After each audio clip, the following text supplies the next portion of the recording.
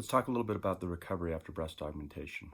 So there's really four phases. You've got the acute phase, that's that first 1 to 7 days, a limited phase, which is 1 to 3 weeks after that, followed by a cautious stage, 3 to 6 weeks.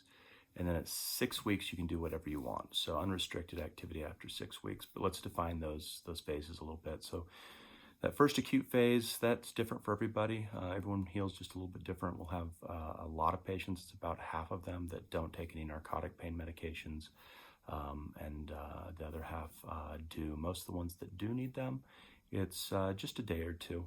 We really expect you to be off those by the second day for sure. That's definitely an expectation for us. That's the time that you're just doing nothing. If you're a mom or a laborer, or even office job, that's the time you're not working.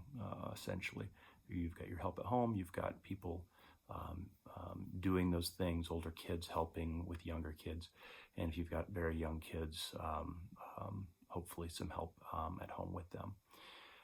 That's followed by the limited phase. Now that's the 1 to 3 weeks. It can start earlier than one, as we said, but about from 1 to 3 weeks, we're talking about light exercise. We're talking about mom activities normal, and life goes pretty much as normal, other than you're really limiting those things that you need to do as far as exercise goes. It's a really low impact stuff, walking and the like.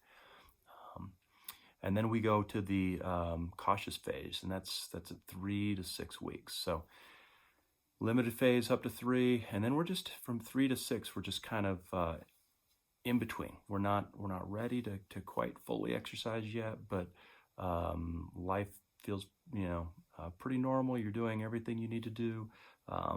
People who have physical jobs can go back to those physical jobs. Now, if that physical job is moving pianos and something we'd call really extreme kind of impact exercise and work, probably going to wait on that one until we get to 6 weeks. So we're going to use our best judgment there, which is why we're being cautious.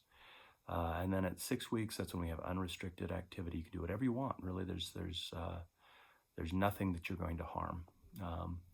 The real thing we're considering when you're thinking about the recovery is that first acute phase.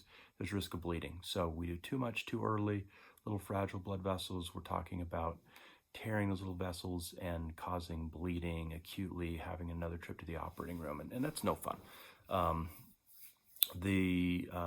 Those next phases, where we're going from that acute phase all the way up to that full unrestricted recovery phase, really we're just being a little cautious with the implant position, the muscle. We've released partially, especially if it's under the muscle implant.